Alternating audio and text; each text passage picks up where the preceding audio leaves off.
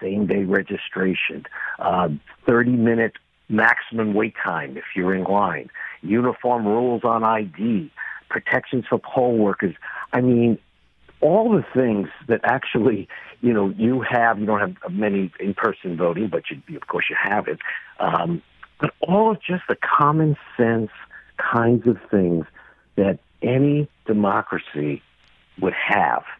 And because of the lack of political will right now in the Senate, we don't have it. And it's a big problem. And it's one of the reasons I did this, because I looked at this. I mean, I and other voting rights advocates have been advocating for these things for decades. And I see a Supreme Court that in the last two major decisions in 2013 and 2021 on voting rights was quite hostile. So I said, wait a second. So the politicians are failing. The courts are failing. As a lawyer, that breaks my heart, but it's the reality right now. And I said, the only thing left are the people. I mean, when Ben Franklin came out of the Constitutional Convention and he was asked, what kind of government do we have? He turned to the person that asked, he says, a republic, if you can keep it. Well, right now, it's time for we the people to keep it. And the way to keep it is for us to get educated as voters, participate at very high rates, and vote in people that honor the right to vote and honor making voting like it is in Washington easy and simple and convenient, because it shouldn't be hard. It's voting. It's the very basis of how we live as a democracy. But unfortunately, as you asked, why isn't it? Well, it's both that political will issue, and you're right about employers. These are private corporations. You should be giving the people the day off, or at least a number of hours to vote. There's absolutely no reason why you should be doing that. Right. And until that happens, then we do it because we understand what is at stake. Our very life, our future, and the future of our kids and their kids is at stake.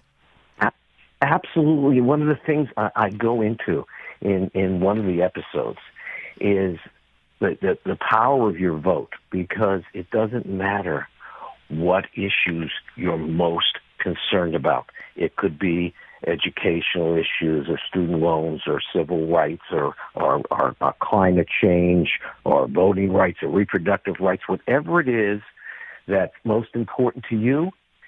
If you don't vote, then you are never going to be a participant in change on those issues.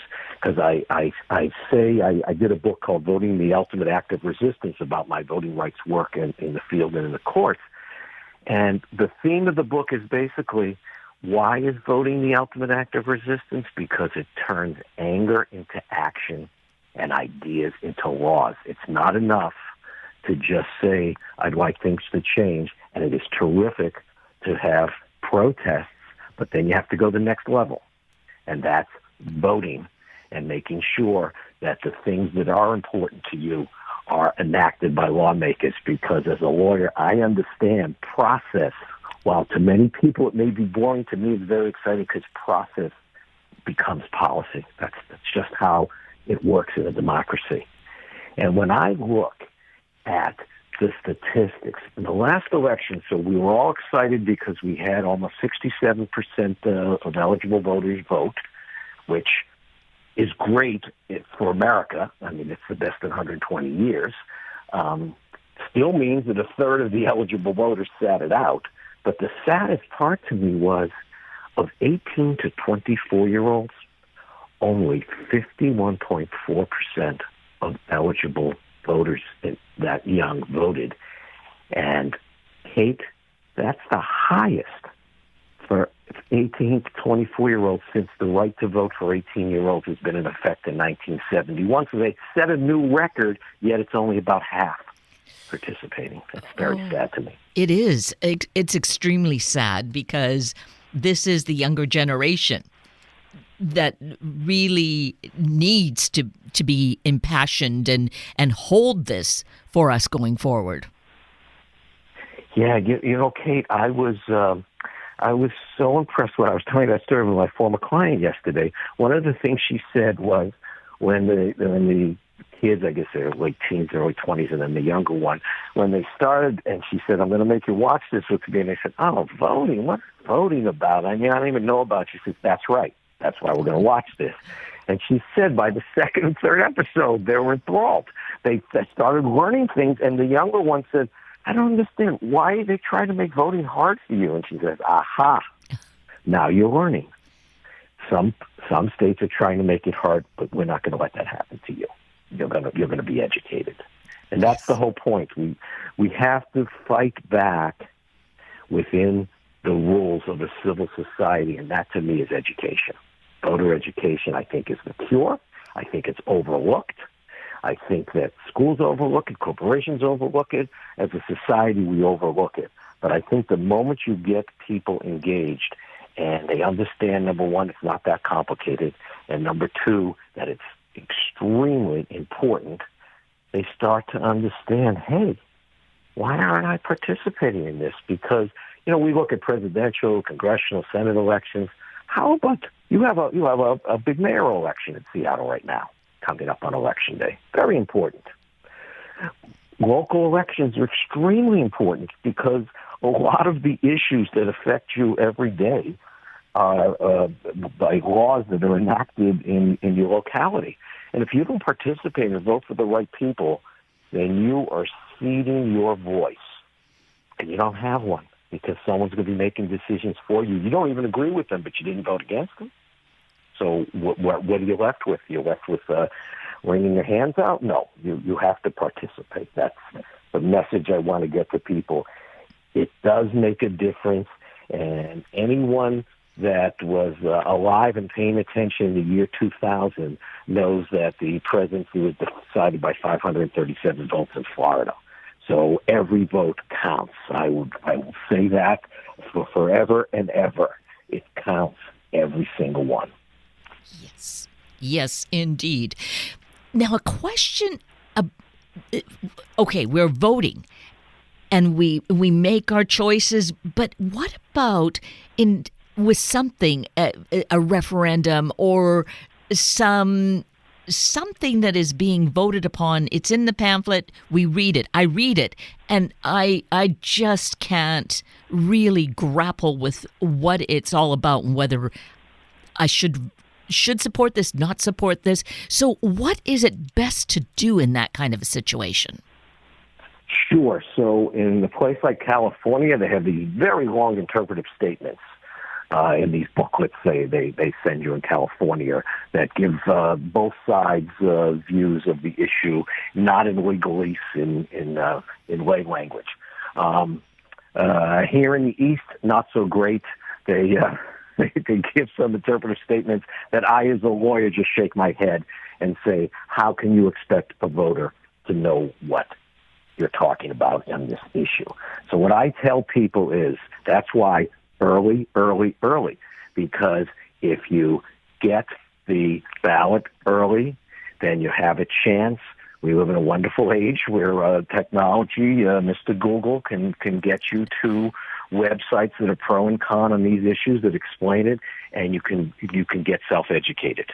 But it does take time. You're absolutely right. If you were just standing in the voting booth for the first time, looking at that question, you'd say, "Wow, is it good or is it bad? I don't really understand." So that's why early is everything. Early is everything, and that's why being able to mail in a ballot is so perfect, because you can then take your time and read up, and as you say, Mr. Google may have those more insights for us. So another reason to go back to your mantra: vote, and then vote early.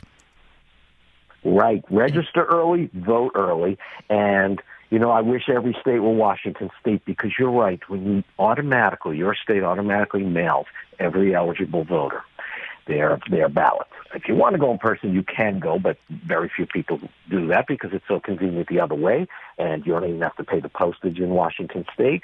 And it gives you the opportunity to sit down and to research and to understand the ballot and to do it at your convenience. But most of all, you have time to educate yourself or speak to other people about it, whoever your trusted sources are. and you have the opportunity. One of the things I talk about in the series is, look, you need to go to reliable news organizations, whether it's online, in print, or whatever you prefer. But we have to stop this social media news. This is well tested now. That is not how you should be getting your news. You should be going to verified news organizations, and you can compare them, and hopefully they're probably fairly close in content because these are not opinions. These are just the reporting of the news, and you can get real information because it's not enough to vote. You want to make an educated vote like you were just talking about. I think that's a great point you make. And I also, by episode 9, I tell the viewer, you've now gone from a non-voter to a candidate in 9 episodes because I talk about you becoming a candidate. Why don't you run for some local office? You're smart. You know what the people in your community need. You know what your needs are. If you're eligible, hey, participate like that. I mean, you could volunteer for organizations, but hey, why can't you be a candidate? You're certainly as good as anybody else as long as you're informed and you know the needs of your own community. And if that doesn't feel quite comfortable, maybe getting in there and working on a campaign to get a better inside look as to how the process works. Now you've gone to episode 8, which is about what can you do to be a good citizen. And that's why I talk about simply you can volunteer for a campaign, but you can also volunteer for an organization about an issue of yours, whether it's civil rights, women's reproductive rights, climate change, local water issues, education. Get involved. Be a joiner. It's one of the things that has made America such a special nation. We're a nation of joiners. And democracy is not a spectator sport. It's a participant sport. So we need to all participate on whatever level. Like you said, if you're not comfortable running for office, that's fine. That's an extreme I give. But volunteering, we can all do something to volunteer. And that might even mean just, marching in a peaceful demonstration. That's volunteering because you're voicing your opinion. It only works, democracy, when we all participate and we all have an exchange of ideas and we listen to each other, and then the voters make a decision. But we don't want 50% of the voters making a decision. We want as close to 100% as we can ever get. Oh, That's yes. what makes a democracy strong. Yes.